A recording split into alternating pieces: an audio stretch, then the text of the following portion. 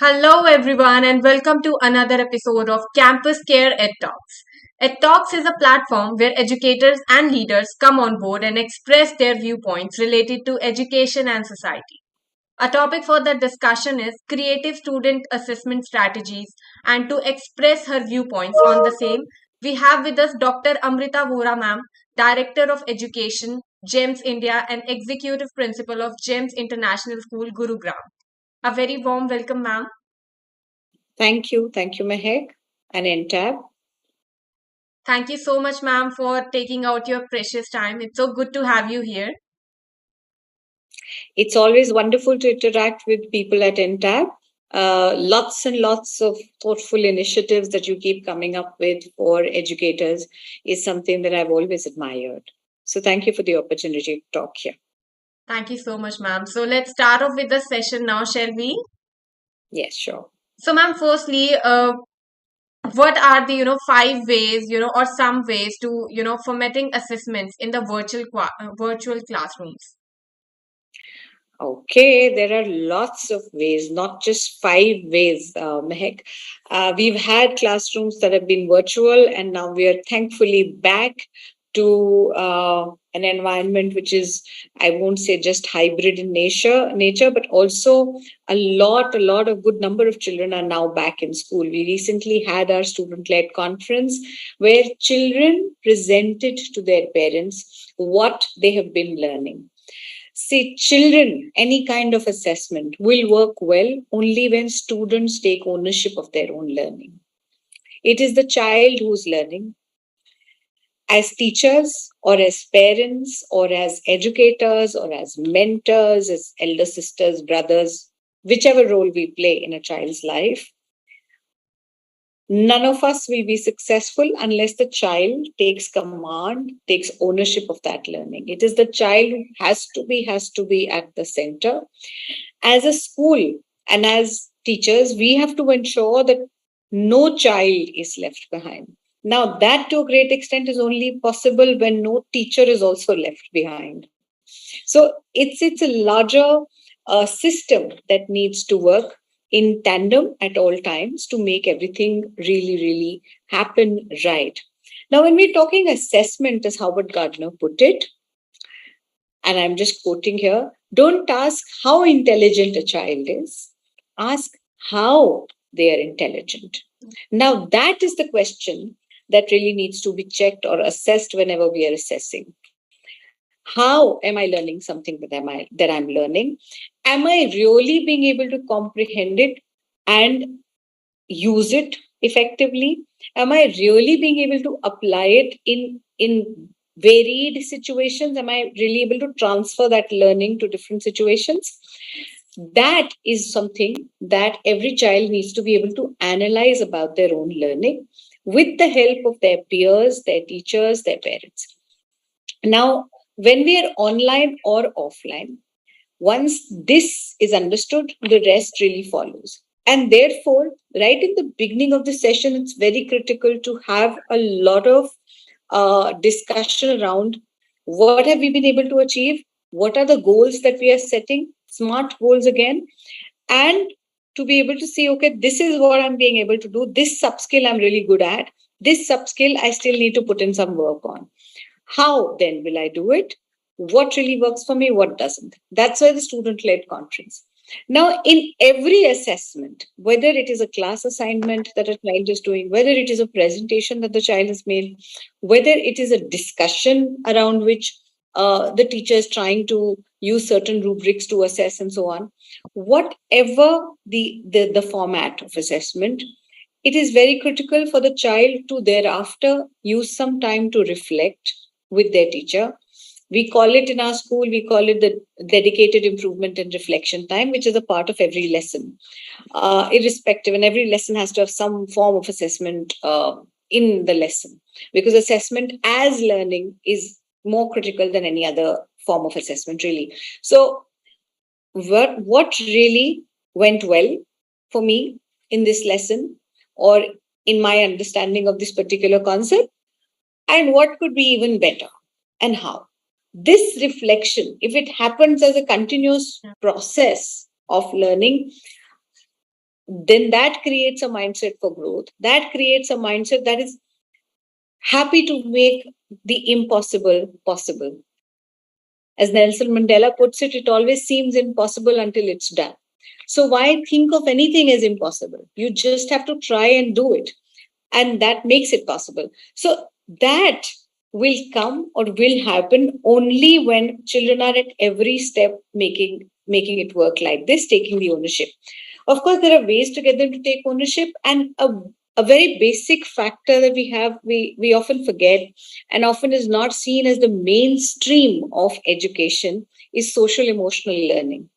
But it's very, very extremely critical to mainstream that. What has happened during the pandemic, many of us have experienced that as educators, that well, we did assessment of various kinds and so on, but we also experienced a lot of cheating and whatnot happening, despite all the regular efforts by schools and everyone else, by educators, that academic integrity is critical and maintain that and so on. Not everybody will listen, but that will happen irrespective of whether you're hybrid online or offline. That will happen once we are genuinely able to mainstream, or does happen. I've seen it happen when we mainstream social emotional development of children, when they're emotionally stable, when they're able to regulate or manage their own emotions, their own social quotient, when they're able to create a better resilience quotient, then whatever happens, they're also able to manage their concentration or attention. It leads to naturally attention regulation. That naturally leads to better academics, because every child does want to learn.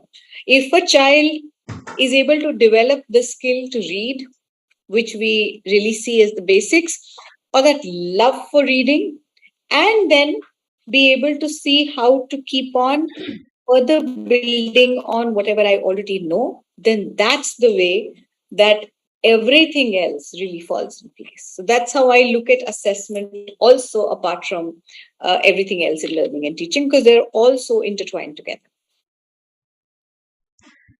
Thank you so much, ma'am. That was, a well explained answer by you. So, yes, nothing is impossible, and, we should not be thinking anything as impossible. So, moving forward, ma'am, you just mentioned that, we all were, in pandemic, we all were working from home, students were studying from home. So, talking about the same, how do you feel that? Is it a challenge for you, studying from for the students, teaching from home? Was it a challenge, or an effective practice? How do you see it? See, I think for us as GEMS Education, since we are already a Microsoft Showcase school since a while, and we already had all the teachers well trained, all the children also understood the way distance learning will work. People were very ready well before the pandemic or the lockdowns happened. And that really helped us. Yeah. And we have to understand that for a lot of people who suddenly try to adapt the same classroom strategies to an online environment, of course, it had to fail. So it is very critical to understand the kind of strategies, the kind of tools that work for learning and teaching in the online environment, and to use them instead of the typical tools that are very useful sometimes in the offline environment. So that is one. The other is, so for that, the teachers need to know, the teachers need to be well prepared, students need to know, and the entire ecosystem needs to be basically ready for it. So that when you have that, it can be wonderful. It can be a space which actually makes the classroom transcend the idea of space and time. The child does learn at their own pace in their own time. That possibility is there. Everybody has that free space to express themselves without feeling conscious. We do know, and many of us as educators have seen that happen, have real examples of that happening through the pandemic, where a lot of children who in a regular classroom amidst quite a few children do not really open up despite all efforts, but But in the online environment, when they start feeling comparatively less conscious, somebody is not hovering over them, or they have that sense that, whatever I say will not really be judged too much. Only my teacher will know. They sometimes have performed better. Sometimes it has worked well for their anxiety. In some cases, it's the other way around. Yeah. So every child is different, and every child needs different strategies at different times to cope with different kinds of challenges and circumstances or situations they go through. And I think we as educators really know that we need to keep adapting learning environments to the specific needs of specific learners. Now, yes, in classrooms with 30 children, in hybrid, online, offline, all kinds of models. Yes, this is possible, and we do it on a daily basis. Yes, but we have to ensure the only person who's able to make it happen or does make it happen is the teacher. She or he is at the heart of the learning process. So no school is really better than its teachers. And if we're really able to ensure that teachers are able to build this environment for differentiated instruction thoroughly, for adaptive learning thoroughly in the classroom, in the corridors, in the online and the offline milieu, then that is what assessment and also learning, or virtual or hybrid or in person, is all about.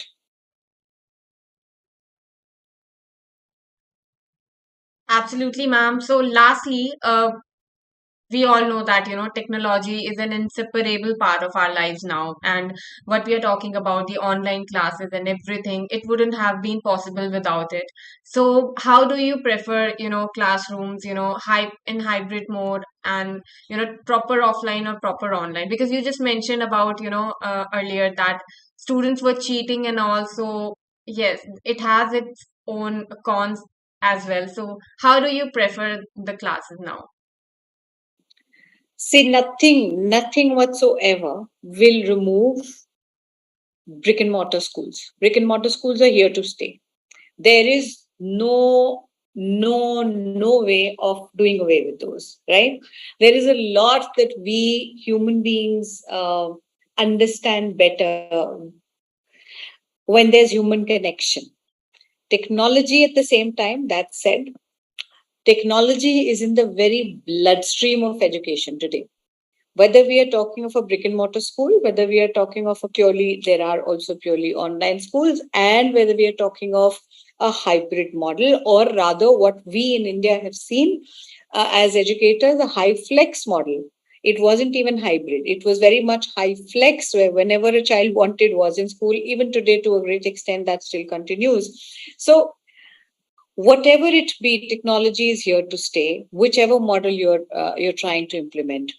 Yes, there were challenges for a lot of places where the teachers were not really ready, and the system wasn't really ready to face a sudden scenario. But if we are well prepared for this scenario, there is a lot that can be done using technology, which is useful.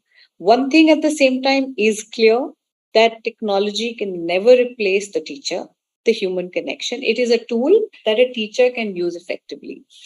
Their gamification has been there for a very long while, and teachers across the board have been using it. Immersive technologies are really seeping in, and a lot of it is being used very well, very effectively in classrooms, and all that is all fine. But what I really feel is that we have to think disruptive in this scenario. Things are changing, times are changing, and a lot of good things are possible beyond just the brick and mortar classroom also. So we cannot lose out on all that. Like I said, we were already doing a lot of all that before the pandemic, when it wasn't a so called necessity.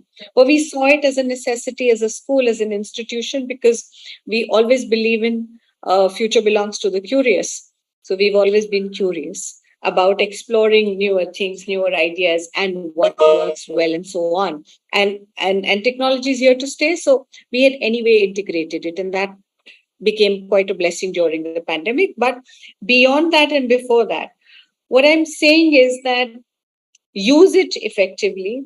Also, think of situations and systems today where, pandemic or no pandemic, we can still be hybrid. We can still do a lot of things using the online mode and a lot of things using the offline mode.